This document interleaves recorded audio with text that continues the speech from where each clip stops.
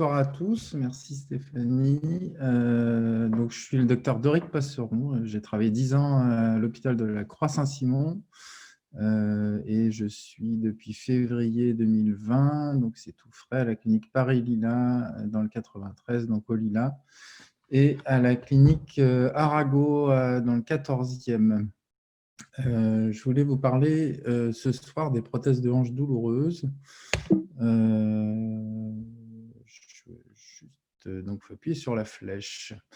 Alors, les prothèses de hanche, vous savez que c'est un chiffre énorme, 150 000 prothèses par an en France depuis pas mal d'années.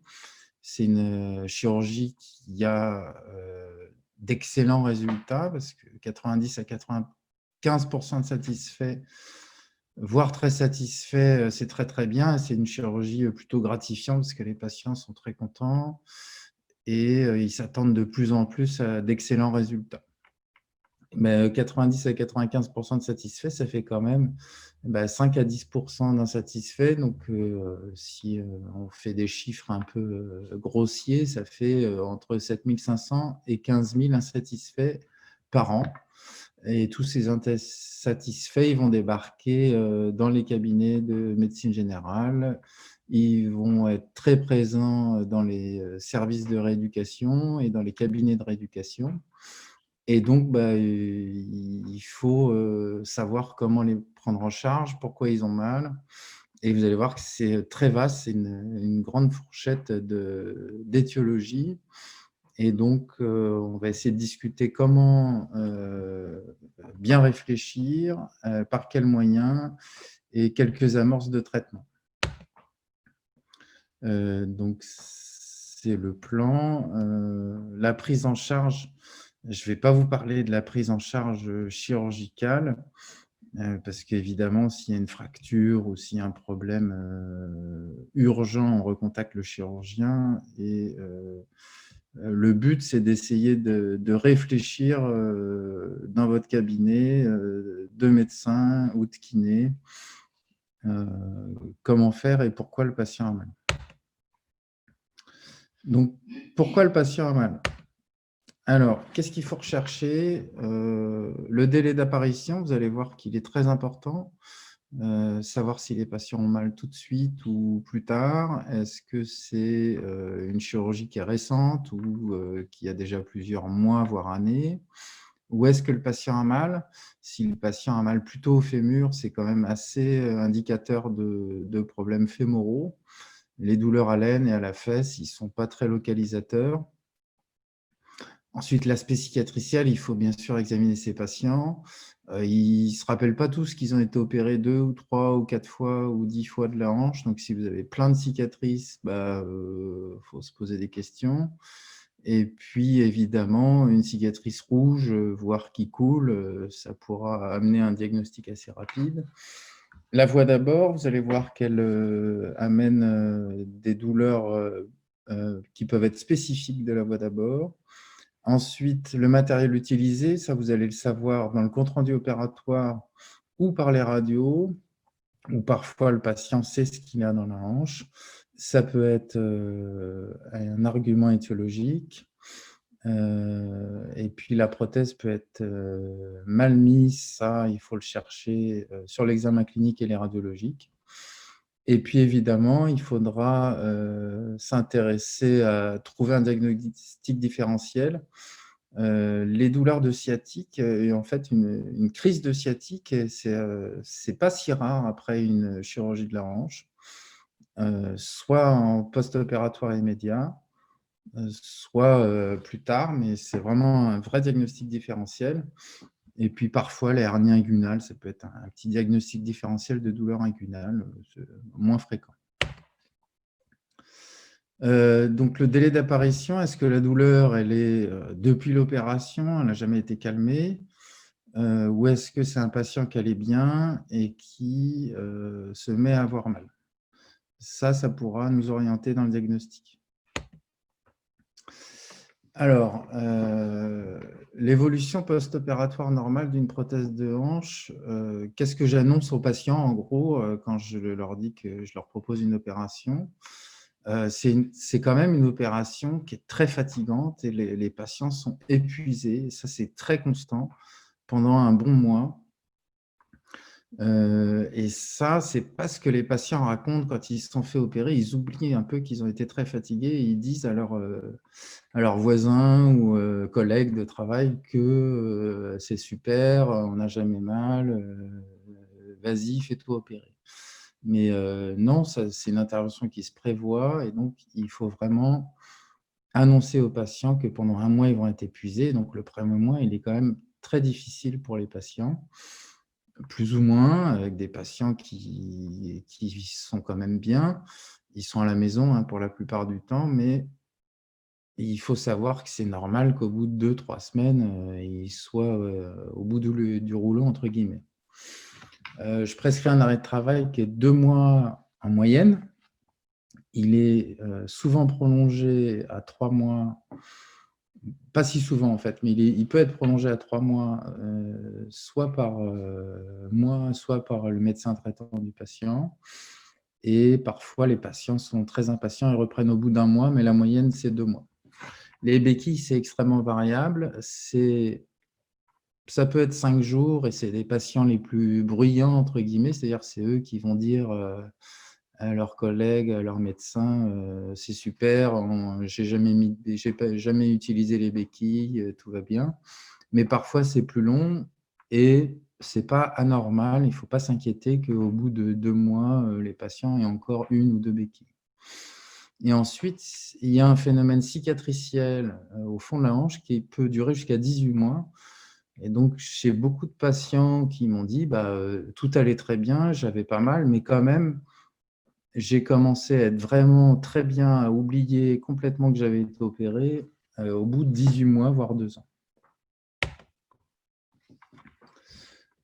Alors, excusez-moi, il faut que je pousse un peu ça. Voilà. Donc, les douleurs anormales dans les 3 premiers mois, ça va correspondre aux douleurs post-opératoires immédiates, puisque les 3 premiers mois, ça correspond au post-opératoire immédiat. Et si le patient a mal, il faudra rechercher quand même des choses un peu plus importantes. La première, c'est une complication mécanique. Vous voyez sur la radio que la prothèse en post-opératoire immédiate, elle est bien, et quelques jours après, elle est enfoncée. Ça peut survenir soit le lendemain de l'opération, mais ça peut survenir aussi dans le premier mois, mois et demi après l'opération. C'est des patients qui ont toujours eu assez mal à la cuisse et puis ça finit par s'enfoncer. Donc ça, c'est pour les prothèses sans ciment. Et puis parfois, il y a des prothèses cimentées qui peuvent se mobiliser aussi rapidement et ça peut correspondre à un problème au moment du cimentage de la prothèse. Ensuite, ce que j'ai appelé les complications liquidiennes, c'est bien sûr les hématomes qui surviennent dans les 2-3 premiers jours, mais il faut savoir qu'il y a une chute d'escar au 10e jour. Et ça, le mode d'anticoagulation préventive joue peu. Vous savez qu'il y a les anticoagulants oraux qui sont de plus en plus employés dans les prothèses. Et au 10e jour, il y a ce qu'on appelle la chute d'escar, c'est-à-dire que les croûtes qui sont formées à l'intérieur de l'articulation tombent et ça peut recréer une sorte de saignement. En vrai, ce n'est pas vraiment du sang, mais ça peut faire la symptomatologie d'un hématome.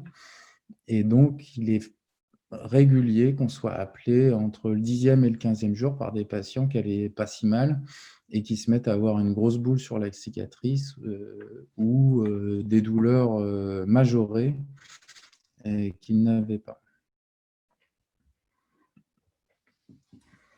Ensuite, une des complications qui nous amène au plus de patients insatisfaits, en fait, c'est que la plupart des temps, les hanches sont raides en préopératoire et donc plus elles sont raides, plus le fait de redonner de la mobilité et de la longueur avec une prothèse, en enlevant tous les ostéophytes et en redonnant une fluidité dans l'articulation, eh ben, ça peut faire mal aux muscles. Ce qui peut aussi faire mal aux muscles, c'est des patients qui ont soit un excès de rééducation, on y reviendra, soit ce qu'on appelle régulièrement le syndrome du patient qui va trop bien, c'est-à-dire un patient qui a aucune douleur initialement et qui se dit c'est génial, il se remet à faire du sport tout de suite, pourquoi pas faire de la planche à voile au bout de 15 jours, des trucs incroyables. Et ces patients peuvent se mettre à développer des douleurs musculaires. Et puis, là, c'est le problème du chirurgien, c'est que parfois les fessiers, ils sont trop tendus, soit par la longueur, soit par la latéralisation, on le reverra. Et donc tout ça peut donner des douleurs musculaires. Ensuite, il y a des douleurs neuropathiques. Alors moi, je fais quasiment exclusivement la voie antérieure, donc le nerf cutané latéral de la cuisse ou anciennement fémoro-cutané peut donner ces douleurs en raquette et ça peut être problématique. Ça peut se manifester immédiatement, voire quelques mois après l'intervention, quand l'hématome est résorbé, quand les douleurs post-opératoires sont résorbées, il reste et ça peut augmenter ces douleurs neuropathiques sur le nerf cutané latéral. Alors, petit aparté, ça ne fait pas vraiment mal, mais il y a des ossifications. C'est une des complications des prothèses de hanche. Donc, si vous demandez une radiographie, vous pouvez voir apparaître des ossifications. Ça peut faire mal quand même au début, il y a quand même une composante inflammatoire. Mais surtout, ça enraidit beaucoup et ça peut être quand même un motif de plainte du patient qui peut venir vous voir pour une hanche qui reste raide. Le patient, il n'arrivait pas à se couper les ongles de pied, et ben, il n'y arrive toujours pas, et de moins en moins. Alors pour ça, il y a un moyen sûr qui a été publié de nombreuses fois, c'est le traitement par anti-inflammatoire dès le péropératoire et quelques jours après l'opération. Malheureusement, tous les patients n'ont pas le droit aux anti-inflammatoires. Malheureusement, parfois c'est oublié. Et chez les patients très à risque qui ont une contre-indication absolue à avoir des anti-inflammatoires, on peut leur prescrire une radiothérapie préopératoire qui consiste à un flash de 7,5 milligray, il me semble, pour éviter ce risque d'ossification. Et je pense qu'elles sont parfois douloureuses et contribuent aux hanches qui ne vont pas très bien dans les 3 premiers mois. Hop là, pardon.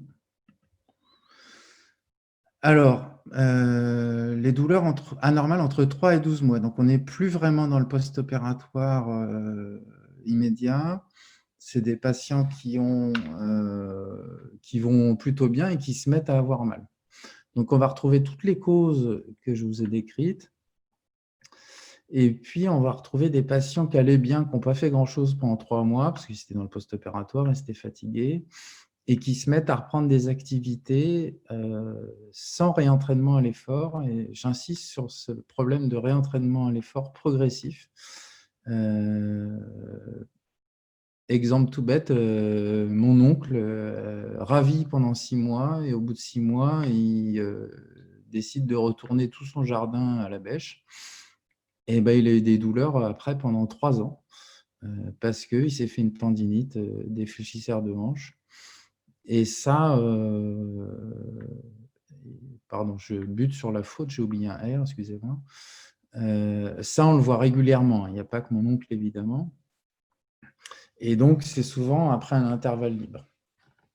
Ensuite, le post-opératoire passé, les résorptions d'hématomes passées, il y a certains muscles qui cicatrisent mal ou de façon trop fibreuse et qui restent douloureux. Et je pense aux grands fessiers et aux tenseurs du fascia lata qui peuvent rester douloureux très longtemps. Et c'est là que je compte sur les moyens de rééducation modernes pour traiter ça. Alors, en parlant de rééducation, j'ai un problème actuellement, c'est que ça fait maintenant plusieurs années que j'ai arrêté de prescrire toute rééducation, sauf cas particulier, après une prothèse de hanche par voie antérieure. Les cas particuliers, ça va être des patientes âgées qui ont très peur, des gens qui n'ont pas marché depuis longtemps. Pourquoi? J'espère que je choque pas trop de rééducateurs présents. Pourquoi? Parce que j'ai régulièrement et encore maintenant des patients qui viennent, je leur avais pas prescrit de rééducation, ils en ont fait quand même et le kiné a mis des poids sur les chevilles, ils ont fait fléchir la hanche en exercice, renforcer les fessiers et ça crée des douleurs qui peuvent durer très longtemps et extrêmement longtemps. Pourquoi je pense que ça crée des douleurs? Parce que d'abord les muscles, quand on opère les gens, ça fait 6 mois, 1 an, 2 ans, 10 ans qu'ils ont mal et les muscles, ils ne sont pas habitués à faire des efforts. Ensuite, je vous l'ai dit, la prothèse, ça redonne une mobilité à laquelle le muscle n'est pas habitué. Il s'est un peu fibrosé, un peu rétracté et lui donner cette mobilité soudaine, ça peut lui faire mal. C'est pour ça que j'insiste sur le entraînement progressif à l'effort et je pense qu'en post-opératoire immédiat, là où les muscles étaient fatigués, raides, on leur donne de la mobilité. En plus, moi, je les ai écartés parce qu'une voie antérieure, on ne coupe pas les muscles, mais je les ai écartés quand même très fort. Et les muscles, pour moi, ils n'en peuvent plus et je demande à tous mes patients de se reposer et de faire vraiment une progressivité dans l'effort. Après, c'est sûr que j'ai aussi beaucoup de patients qui me disent: «J'ai fait la rééducation, même si vous m'aviez dit de pas en faire et vraiment ça m'a servi». Donc c'est compliqué, de faire la part des choses. L'idéal, ce serait d'avoir un réseau de kinés avec qui discuter évidemment, pour savoir, ce qu'on attend. Il y a des patients qui sont terrorisés, il y a des patients qui ont peur de bouger la hanche, il y a des patients qui n'arrivent jamais à bien marcher. Il y a tout un tas de choses et c'est sûr que avoir un réseau éventuellement via Meredith, ce serait l'idéal. Donc voilà ma position actuelle. Je suis sûr qu'elle n'est pas idéale, qu'elle ne plaît pas à tout le monde. J'ai opéré une kiné récemment qui n'était pas du tout d'accord avec moi. Mais en même temps, quand je lui ai parlé des poids et des flexions actives, elle m'a dit: «Mais qui fait ça encore?» Donc voilà, j'espère vexer personne. Alors, on a parlé du délai. Les voies d'abord, vous savez qu'il y a plein de voies d'abord pour aller à la hanche. L'AETR, donc c'est la voie antérieure. La hardinge, c'est une des voies qui peut provoquer pour moi le plus de douleurs fessières parce qu'on passe vraiment, d'une part, après avoir discisé le grand fessier, on passe au milieu du moyen fessier et on en découpe la partie antérieure. Donc ça peut faire bien mal au fessier. La trochantérotomie, c'est pareil. On passe au milieu des fessiers, du grand fessier, donc ça peut donner des douleurs fessières. Et la postéro-externe ou voie de Moore, M-O-O-R-E, peut donner des douleurs fessières et sur les rotateurs de la hanche. La voie transtrochanterienne, en plus des douleurs fessières, peut donner des douleurs sur les fils. Les fils, ils créent toujours une inflammation et même si on va enlever les fils, 10 ans après, il y a toujours une petite inflammation locale. Et puis, la voie antérieure, je vous l'ai dit, on écarte beaucoup le tenseur du fascia lata, on met les écarteurs dessus et ça peut créer une sorte de fibrose et il y a des fascia lata qui ont du mal à s'en remettre, voire qui ne s'en remettent pas, hein. Il y a des gens qui restent toujours douloureux de façon cicatricielle sur ce muscle tenseur du fascia lata.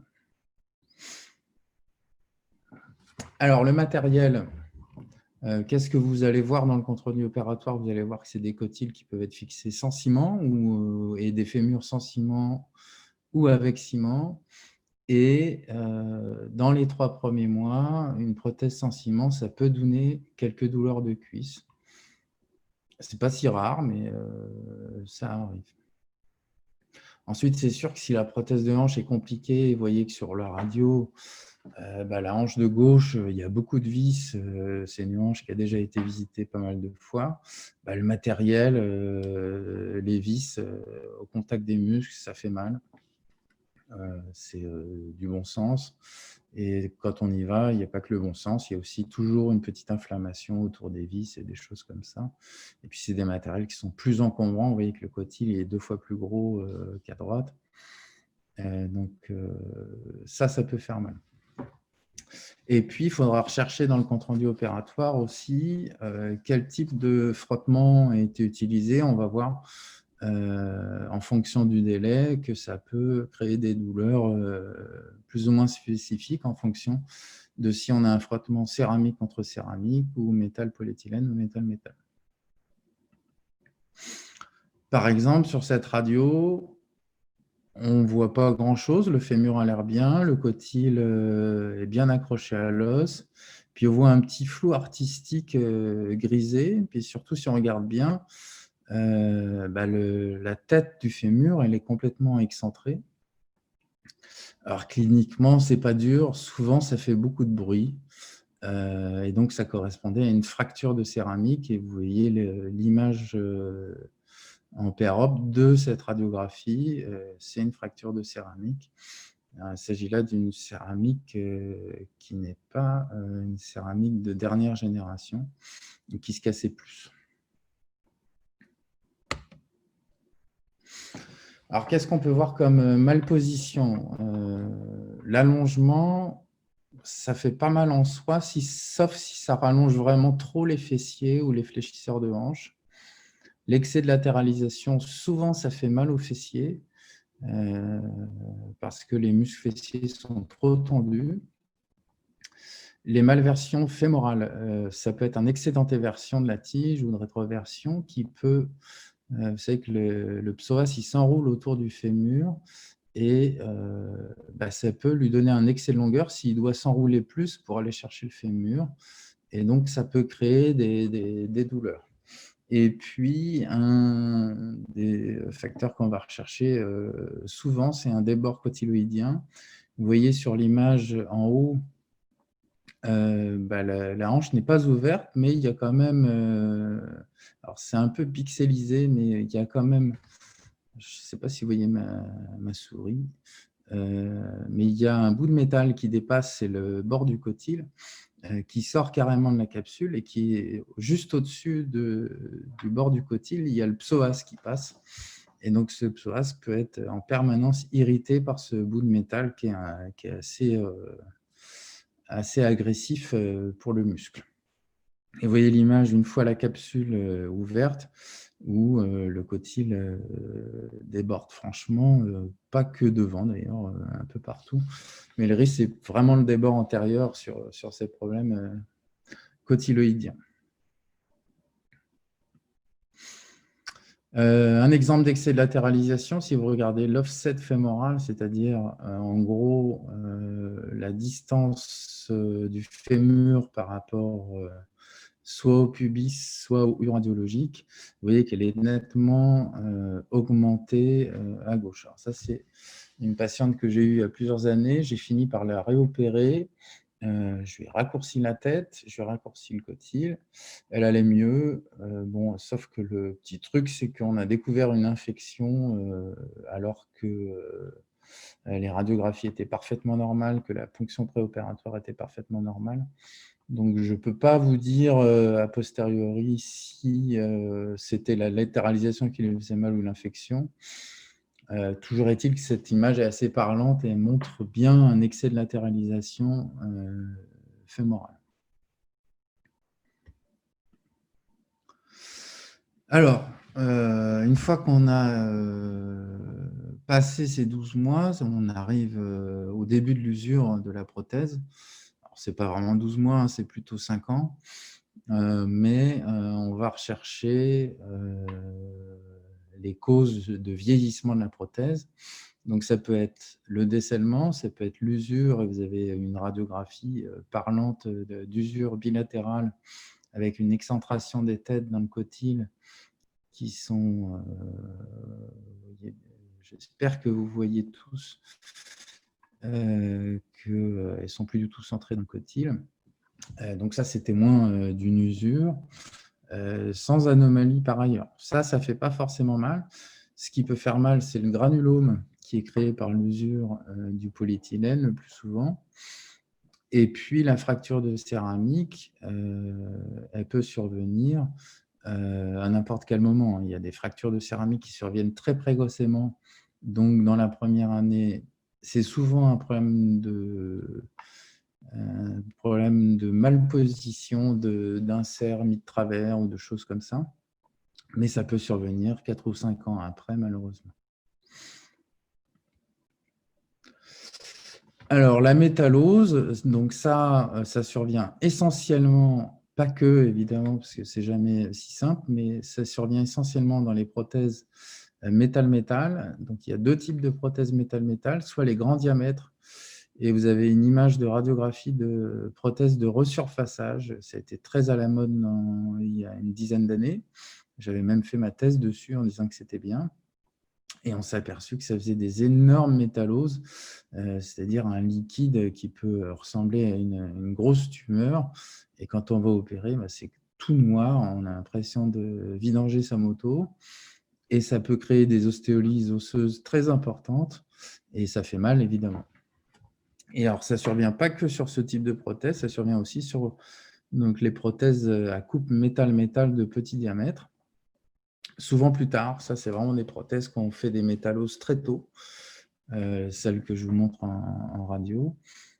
Mais on peut également voir des métalloses sur des prothèses qui ont des malpositions avec un cotyle qui est trop antéversé ou le col du fémur vient buter contre le cotyle et ça peut créer des grosses métalloses. Alors, le décèlement, il peut se voir au bout de 15-20 ans traditionnellement sur les prothèses cimentées en polyéthylène. Il faut savoir que sur les sujets jeunes qui ont eu ce type de prothèse, les sujets jeunes, c'est moins de 60 ans, très actifs, qui ont fait du sport, ça peut venir pas en 15 ans, mais en 5 ans, entre 5 et 10 ans, on pouvait avoir des décèlements de ce type.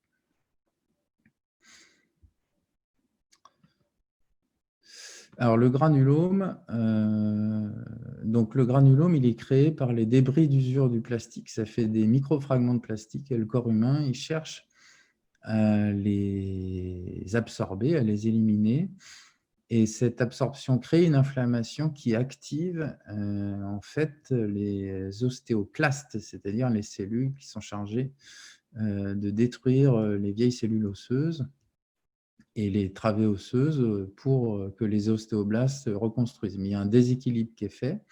Et donc, sur le fémur, je ne sais toujours pas si vous voyez ma souris, sur le fémur, vous voyez qu'il y a une grosse masse noire là, en dedans, qui est en fait un énorme trou dans le fémur. Et là, le fémur, c'est plus qu'une feuille de papier à cigarette. Et donc, il y a une grosse masse noire. Et donc, ces granulomes qui sont très inflammatoires peuvent faire très mal, même si la prothèse n'est pas décellée et juste usée. Alors, j'ai une question. Ah, pardon, je verrai ça après les questions. J'ai eu un petit flash, je verrai ça après. Alors,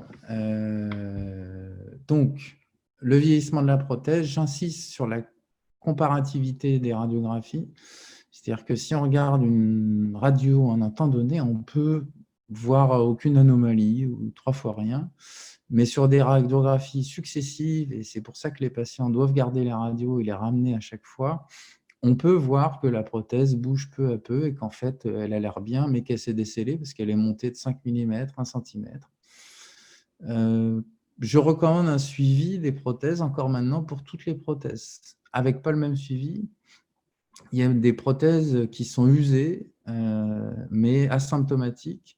Et celles-là, il faut les voir de façon rapprochée parce qu'il peut se créer un granulome qui va nous faire peur et on peut être amené à dire aux patients, ça serait bien de vous faire opérer même si vous avez pas mal. Bon, c'est rare, mais ça peut arriver. Une prothèse qui est usable mais pas encore usée, ça peut suivre tous les 2 ans.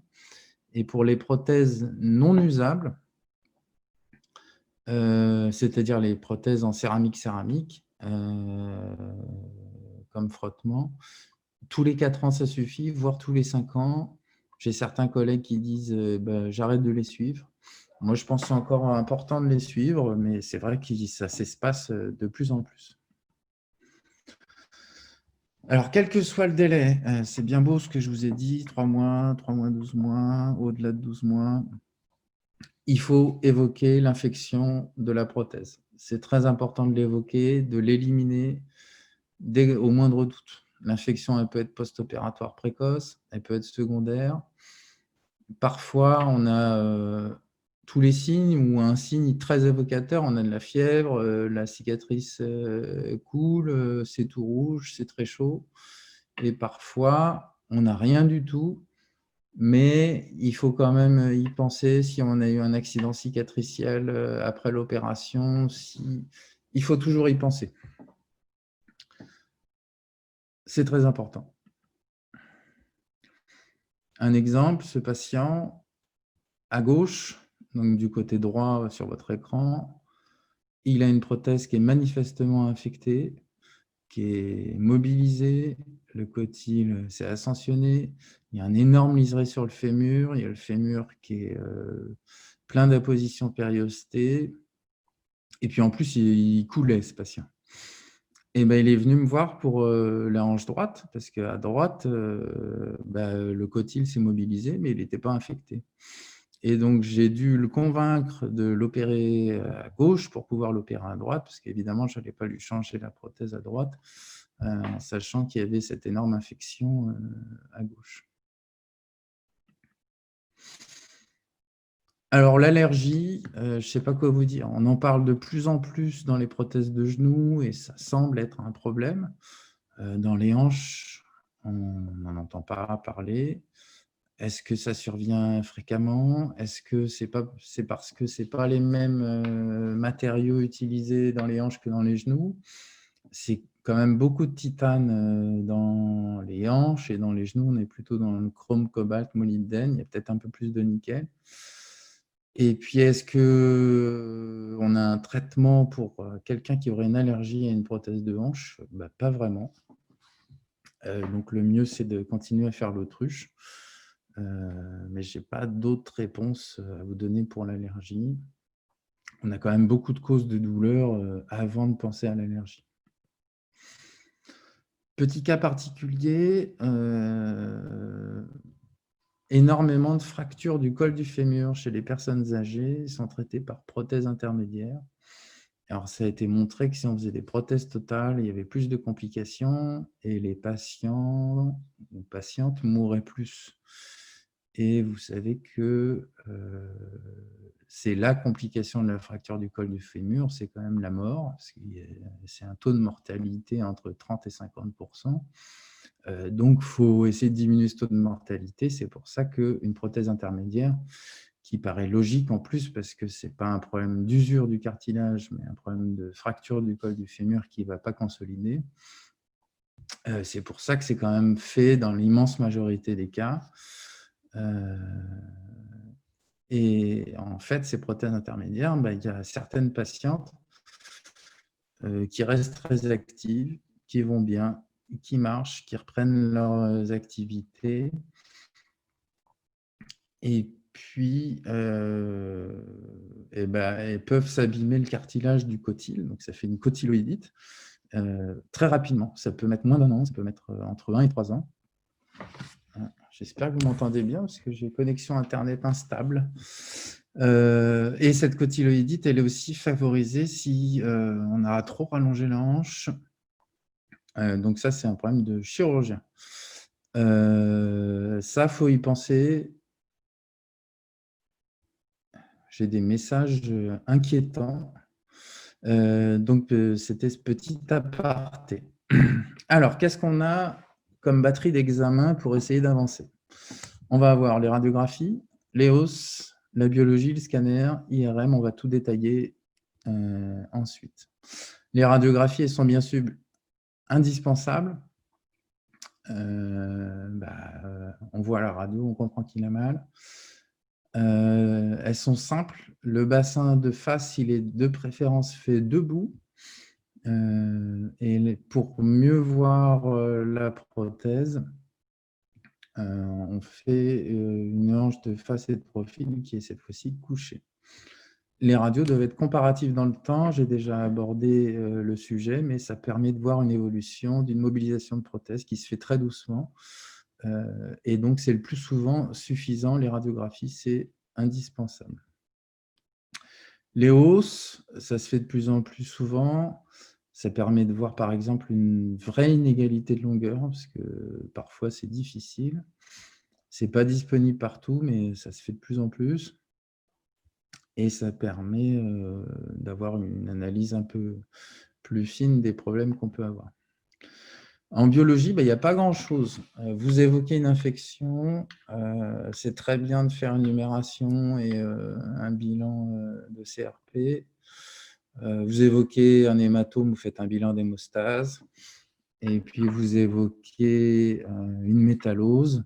L'acromémie et la cobaltémie, ça se fait de façon exceptionnelle. Il faut savoir qu'en théorie, ça doit se faire avec des aiguilles en plastique parce que les aiguilles en métal peuvent faire augmenter faussement le résultat, et ça se fait dans des centres normalement hyper spécialisés. Alors, le scanner, il est très utile, on l'utilise beaucoup. On fait de l'os, donc l'os se voit mieux au scanner. Ça permet de faire des reconstructions en 3D. Ça permet d'analyser l'interface entre l'os et la prothèse. Ça permet de voir des épanchements. Ça permet de mesurer les positions et leur rotation dans le fémur et dans le cotyle. Donc, c'est ce que j'appelle les versions prothétiques. Ça permet de rechercher un débord essentiellement cotyloïdien.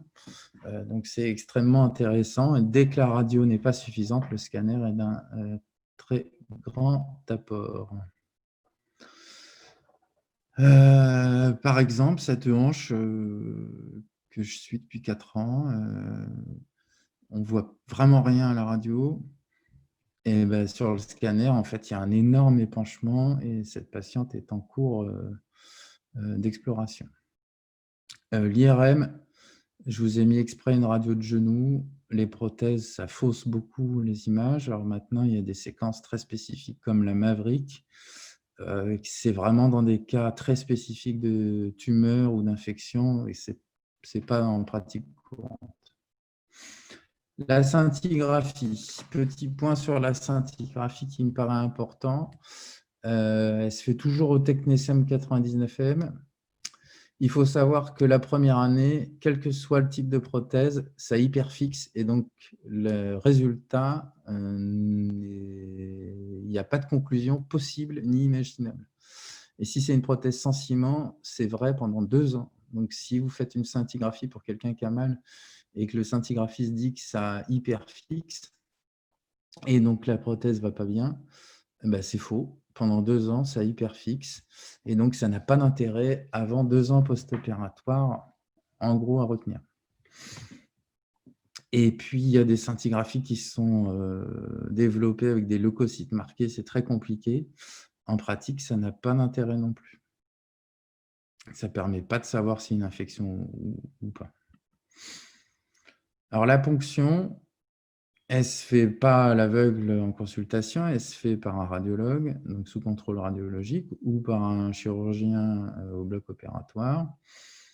Il faut avoir un laboratoire averti. C'est quoi un laboratoire averti? C'est qu'il traite rapidement vos prélèvements et qu'il sait qu'il faut les cultiver longtemps. Parce qu'évidemment, on recherche une infection et il ne faut pas une culture de 48 heures seulement, il faut une culture de 10 à 15 jours. Donc, le mieux, c'est de connaître le laboratoire à qui ça va être adressé. L'opacification, elle est faite souvent au moment de la ponction, mais elle peut avoir un intérêt, en dehors d'éliminer une infection, c'est elle peut débusquer des décèlements. Alors là, c'était un peu facile, le cotyle a l'air quand même un peu décellé sur la radio sans opacification. Et vous voyez qu'après opacification, le produit de contraste, il passe tout autour du cotyle Et donc là, on est absolument certain du décèlement cotyloïdien. Alors, l'échographie, elle peut confirmer une tendinite. C'est un intérêt en particulier sur les tendinites du psoas. Et elle permet surtout de faire une infiltration écho-guidée des boursites qu'on peut voir autour du psoas ou des boursites du moyen fessier. Ça nécessite d'avoir un radiologue qui sait ce qu'il fait, qui pourra vous répondre clairement. Donc, je pourrais vous dire en message privé où j'envoie mes patients. Je les envoie pas dans tout, je leur donne pas juste une ordonnance en disant bon, ben voilà, allez faire une échographie. C'est important d'avoir un réseau de radiologues pour pouvoir traiter ces patients qui ont éventuellement besoin d'une infiltration ou d'une confirmation échographique d'un problème périprothétique. Alors, le test anesthésique, parfois, on ne sait pas si c'est la sciatique, si c'est autre chose. Ils ont des mal bizarrement. Et le fait d'aller anesthésier la hanche, d'être sûr qu'on a anesthésié la hanche et que ça corrige les douleurs, ça peut être un très bon test et ça peut permettre d'aller pencher pour un traitement. Alors, quelques éléments de prise en charge, évidemment, s'il y a une fracture, ça ne va pas être le travail d'un généraliste ou d'un rééducateur ou d'un rhumatologue ou d'un ostéopathe de traiter. Donc, je vous ai épargné les traitements des enfoncements, des fractures de céramique. Qu'est-ce que vous pouvez avoir? Vous pouvez avoir des patients qui se plaignent d'une inégalité.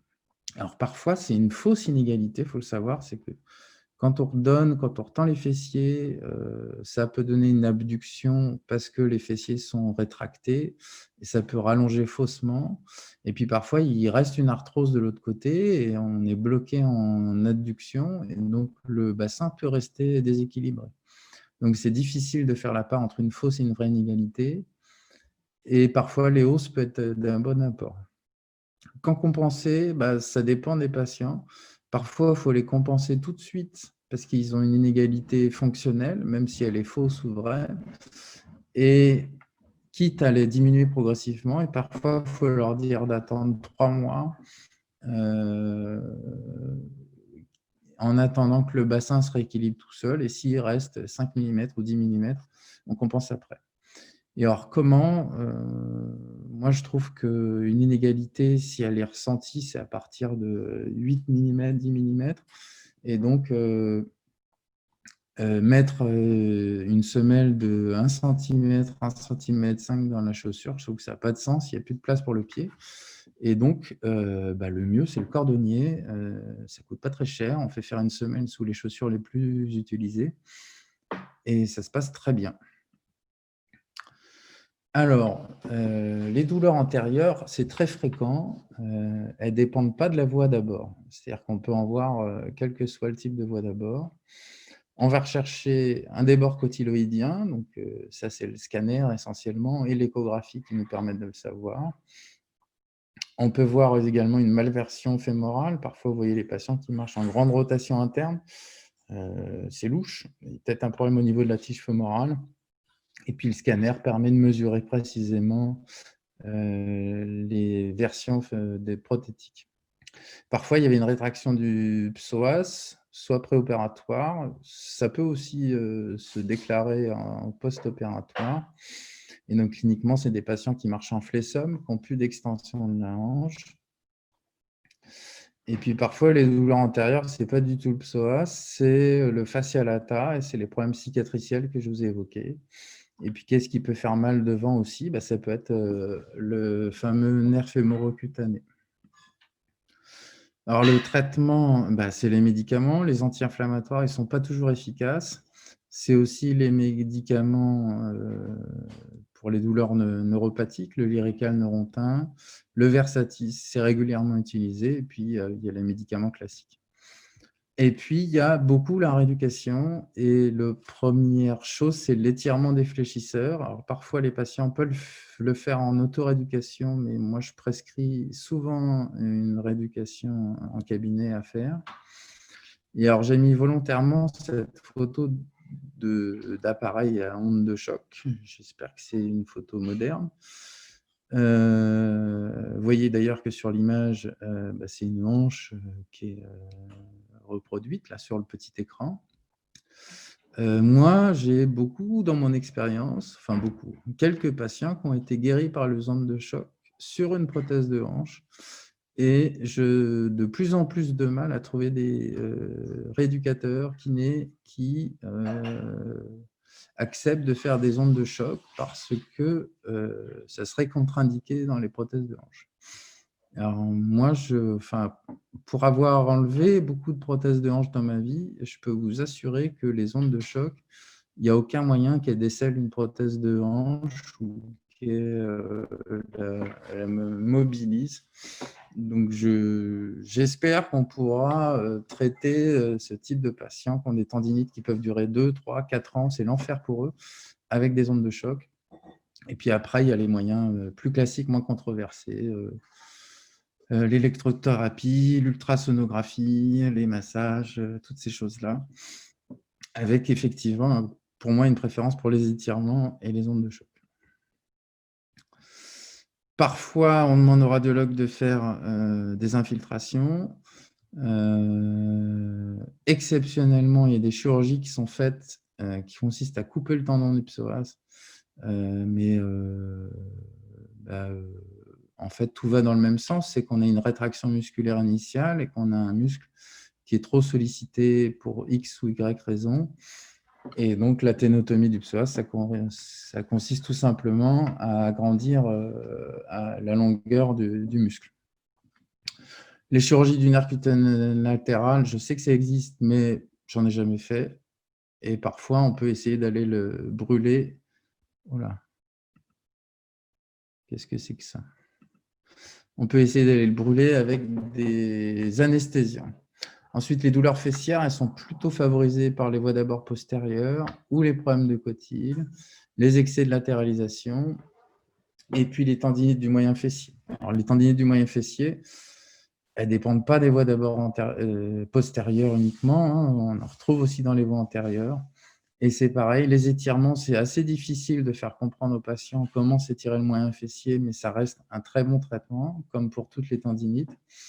On peut être amené à faire des infiltrations éco-guidées et puis onde de choc, quoi.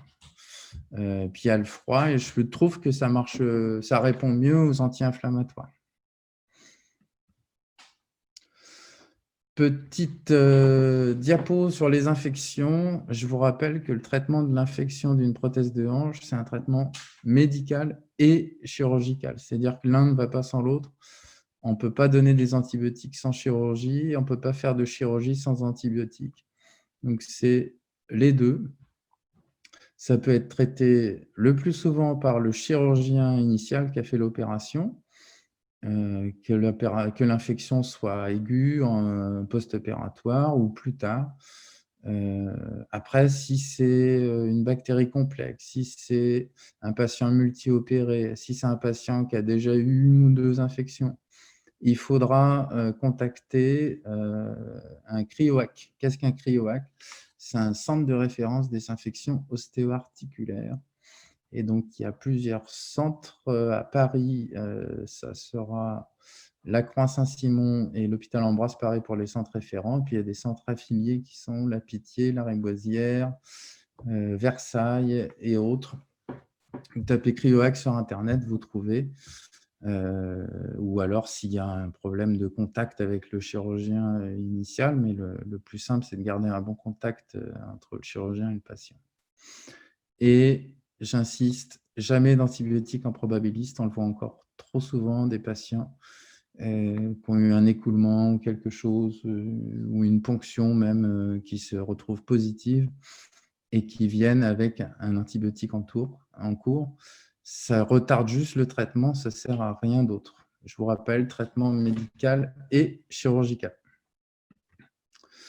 Donc, en conclusion, on a évoqué toutes les étiologies, les examens complémentaires. J'espère que je vous ai apporté des éléments pour pouvoir en faire bon usage.